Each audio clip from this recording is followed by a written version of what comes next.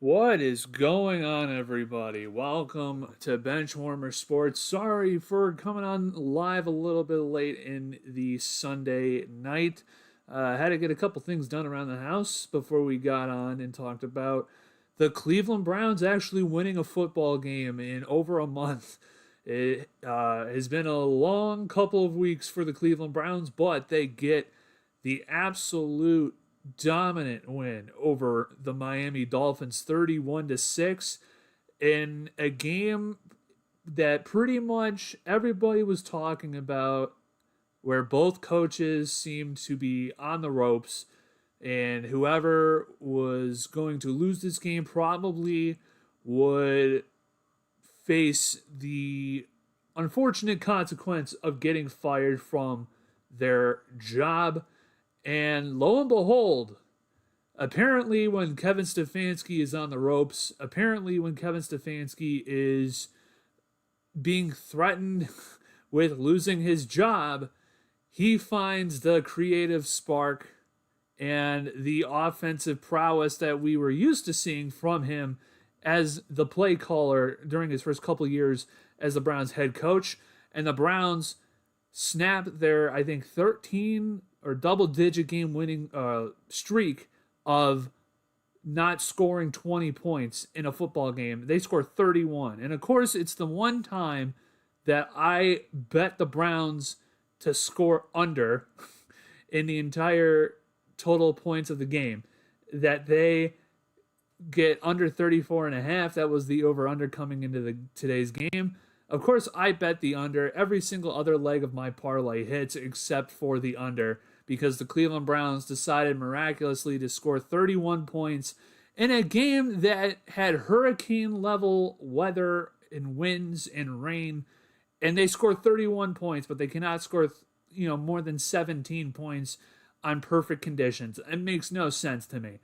But this game pretty much showed you that even though the Browns situation is bad, and it certainly is bad, that even though the win against the Miami Dolphins doesn't change anything with how bad that the Cleveland Browns are and have been the last 2 years, the Miami Dolphins are significantly worse. They are significantly worse. They cannot stop anybody on the run. They are awful offensively. They're not good defensively.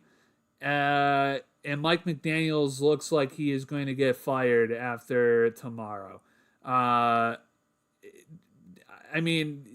will celebrate the win. We should celebrate the win. It is a win against the Miami Dolphins. It's a win for the Cleveland Browns. You're 2-5 heading into a game against the New England Patriots, who just won against the Tennessee Titans earlier today. And you're going to have to go up against Drake May and Quinshon and Stephon Diggs and the rest of that offense, including Mike Vrabel as the head coach for the New England Patriots next Sunday.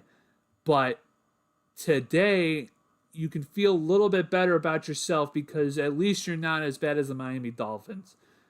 The Dolphins look miserable. They look very bad. They look absolutely checked out. Tua looks horrible. He had 3 turnovers in this game. Your defense, the Browns defense, came ready to play. Mason Graham, Carson Schlesinger, the rookies getting it done. I mean, absolutely just taking it to town on the Miami Dolphins offense. I mean, Mason Graham, I don't know how many times they called his name in the broadcast. He was just wrecking everything. You can watch all the clips of Mason Graham in the middle of that Miami offensive line. He's just pushing them back, disrupting every single play, getting home to Tua and in the backfield almost every single play, it felt like. Mason Graham had a fantastic game. Carson Schlesinger had a fantastic game. Tyson Campbell, the new arrival from Jacksonville in the trade for Greg Newsome, gets his first pick, and it's a pick 6. I think it's his first pick in over 2 years, and it happens to be a pick 6 with the Cleveland Browns. So that's pretty great. And Greg Newsome looks like he was struggling this afternoon or this morning in London against the Los Angeles Rams. So Maybe that's another sneaky trade that Andrew Berry happened to pull off. But, I mean, a lot of the guys on defense played great today.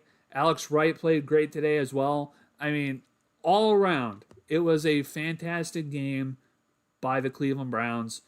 And it just makes me upset because where was this the last couple of weeks? Where was this the entire... Like, offensively, we're going to get more into it offensively for the Cleveland Browns because I feel like that is the story of the day of them scoring 31 points and snapping, like, I think the 13-game streak of not scoring more than 20 points.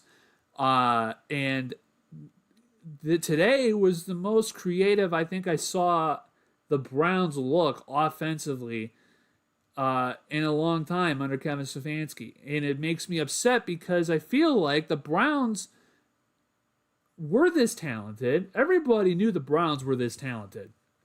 They were talented enough to be able to score 30-plus points or put up a high amount of points, to do a good job and, play great defense, stifle out the other teams, limit turnovers, do not cause any turnovers, but create turnovers for the other team. And that's what they did today. And the most frustrating part about it is that the Browns could have done it any other day this year. They could have done it. They literally could have done it. And it annoys me because it took them being on the ropes, them having the possibility of going 1-6 for the second straight year, and the possibility of Kevin Stefanski being on the ultra hot seat, for Kevin Stefanski to run creative plays on offense and, use Wildcat in the red zone. Not take Quinshon Judkins out of the game when you're inside the 10-yard line. When you're doing blocking schemes and, you're moving the center to put as a pin block while Malachi Corley has a drag route and gets 17 yards and stuff like that. And it just frustrates me because the Browns looked like a competent football team today. They looked like a competent football team today. And again, I understand. I saw people be like, well, it's the Dolphins. Yeah, it's the Dolphins. But guess what? The Cleveland Browns looked competent. That is the biggest compliment I can give the Cleveland Browns so far this season, is that they looked like a competent football team. They haven't looked like that since the first game of the year against the Cincinnati Bengals, where they almost won. And the frustrating part about this team is that if they were able to look like this, or able to play like this against the Cincinnati Bengals week 1, they're able to do this against the Minnesota Vikings in London. This team is 4-3. This team is 4-3. This team is in the thick of it in the AFC North. But again, woulda, coulda, woulda, shoulda with the Cleveland Browns, but it's frustrating because I feel like the Browns played their best game they've played today against the Miami Dolphins. It was a game that had hurricane-level winds and a bunch of rain, and yet they somehow scored 31 points. Game ball for this game against the Miami Dolphins clearly goes to Quinshon Judkins. I think he had 26 carries, over 85 yards, 3 touchdowns. He becomes the third Cleveland Brown in team history to score 3 rushing touchdowns in a single game. He joins Nick Chubb and Jerome Harrison as the only other 2 running backs with that honor. Quinshon absolutely is a star. That's the bottom line here on the screen, on the graphic here. I mean, Quinshon Judkins is a stud. He's up to 5 touchdowns here on the season after having only 2 in the previous 5 games of the season. Quinshon is just that dude. And I'm glad to see Dylan Sampson getting more touches here today outside of Jerome Ford. Jerome Ford continues to just be a zero in that backfield. I still do not understand why they continuously throw Jerome Ford out there when he does literally nothing for you. He gives you no value out there whatsoever on the football field. Maybe he can pass block. He did have a good pass block where he picked up the rush a little bit to give Dylan Gabriel more time. I think it picked up a first down on the play, if I recall correctly. But I literally thought we were going to be in for like a 6-3 game after your first drive. You have 3rd down and 3, and you take Quinshon Judkins out, you put Jerome Ford in, and what do you know? You give Jerome Ford the carry, and he gets 1 yard, and you don't get the 4th down, and you have to punt. I don't understand this obsession and this fascination with Jerome Ford. But I'm glad Dylan Sampson was able to get more touches today. I think he did the most of what he could when he got the ball in his hands. And I mean, all the rookies played well. I mean, Quinshon played great. Mason Graham played great. Carson Schlesinger played great. I would say Isaiah Bond really didn't do anything. Harold Fannin had a couple catches here or there. Outside of that, nobody made mistakes. Blake Whitehart was the only person on offense that really made a crucial mistake. He fumbled the ball. Outside of that, the Cleveland Browns played their best game of the season. And it took, again, I'll say it again, it took them playing in hurricane-level weather to play their best game of the season and have 31 points. And now, again, I do want to talk about the elephant in the room. I will address the elephant in the room because when I was watching some of the other post games, most notably the Ultimate Cleveland Sports Show with G. Bush and Mikey McNuggets, I have to say, okay, and I'm going to get flack probably from some people for saying this, okay. I feel like there is a consensus, or at least a loud vocal group within the Browns fandom that is just absolutely 100% not Browns fans, but they're Shedeur Sanders fans.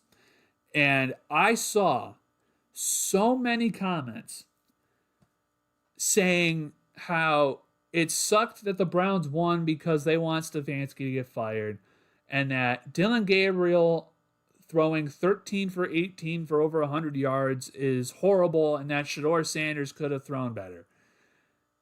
And I have to say, if you're one of those people, please reevaluate your fandom and please reevaluate the way that you watch football, because you watch football in the worst way possible. Dylan Gabriel did everything that he was asked to do. He did it well. He is the definition of mid, okay? I'm not a Dylan Gabriel fan. You guys, if you guys have not seen my reaction to when the Browns drafted him in the 3rd round, I have a whole video up on my channel reacting to the Browns draft picks on the day 2 with Dylan Gabriel being taken, okay? I'm not that big of a Dylan Gabriel fan. He is fine. He is okay. He is mediocre. He is mid. Okay, he did everything that the Browns asked him to do, and he did it okay. He did it well. He didn't turn the ball over. He didn't make any errant throws that could have been picked off. He didn't do anything to put the ball in harm's way with the other team. He played fine. But again, there's this section of Browns fans who just want Shedeur Sanders to play, and I just do not understand it. I don't get it. He's going to play. Ian Rappaport has said multiple times he will play. He's going to get his opportunity to play later this season, okay? Everyone just relax. Shedeur will play at some point this season. But I just saw too many comments about how people wanted the Browns to lose because they wanted Stefanski to get fired, and how they wanted Dylan Gabriel to play bad because they want to see Shedeur. If you're just thinking like that as a Browns fan, please, just don't. Just reevaluate how you look at football and how you watch football, because that is the most obnoxious shit I've seen. And it makes me... It literally turns people off to Shedeur Sanders. I really hope that people see that, because it turns people off to Shedeur. It really does. I want to see Shedeur Sanders, but I'm not going to be like, I have to see him now, and I'm going to scrutinize everything Dylan Gabriel does because I want to see Shedeur Sanders. I want to win. I also want a high draft pick. Okay? So yeah, I'm balancing those two things out. Am I happy the Browns won? Sure, of course I am. I'm also kind of sad that they didn't, lose and that, maybe we're dropping out of a premium draft pick. But I'm not going to absolutely lose my mind that because we won, that Kevin Stefanski's not going to get fired and that the quarterback I want to see is not going to play. I had to address that because it really bothered me. It really irked me. I just don't like seeing that. I've seen that way too many times on Cleveland sports stuff from people. I just need to address that, okay? So if you're thinking that, please stop, okay? But Dylan Gabriel was fine. Dylan Gabriel was adequate. He was decent. He was fine. Not anything more than that. He probably gets a solid B- as a grade. If I had to give a grade for Dylan Gabriel's performance, he gets a B-. Quinshon Judkins probably gets an A. Mason Graham gets an A. Schlesinger gets an A. Harold Fannin probably gets a C. They all played fine. They all played great. And you can go into New England next week with your head held high, saying, we got two. Can we put together a winning streak going into the bye? Because next week is your last game before the bye week. And you're going up against a pretty good team in the New England Patriots. They've got a really good offense, a really good young quarterback, really good receivers.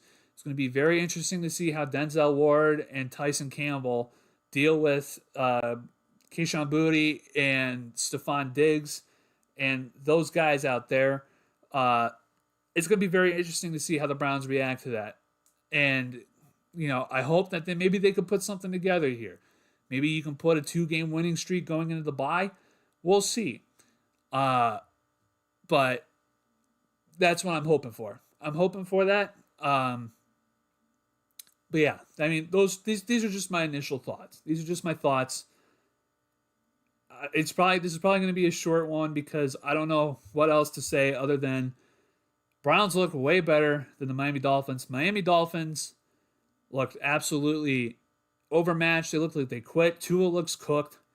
Mike McDaniels is probably going to get fired tomorrow or Tuesday. Yeah, I mean, the Browns looked like an actual NFL team today. I am very happy to see that. I'm very happy to report that. I'm very much looking forward to next Sunday to see what they can do against the Patriots, because that's going to be a real test. And if they can keep it close and, lose a close game, I'll be fine with that. If they somehow win, then you're going to have my interest peaked coming out of the bye in 2 weeks when, you're facing, I don't remember who we're facing after the bye, but if you're able to pull this off next week against New England Patriots, now you got my curiosity. Now you got my attention, I should say. You have my curiosity after this game, but if you can win against the Patriots, now you have my attention. So you come in 3-5 into the bye instead of 2-6. Maybe you can put something together here. Maybe you can do something here. But anyways, like I said, it's probably going to be a short one. I appreciate you guys coming out here. I apologize for coming on a little bit late. Like I said, had to do stuff around the house really quick. But thank you guys so much for watching. Please hit the like button. Subscribe if you're new. We're trying to get to 1,000 subscribers. If you guys like this type of content, you like post-game reactions to the Cleveland Browns, please hit the subscribe button, hit the like button, and I will see you guys all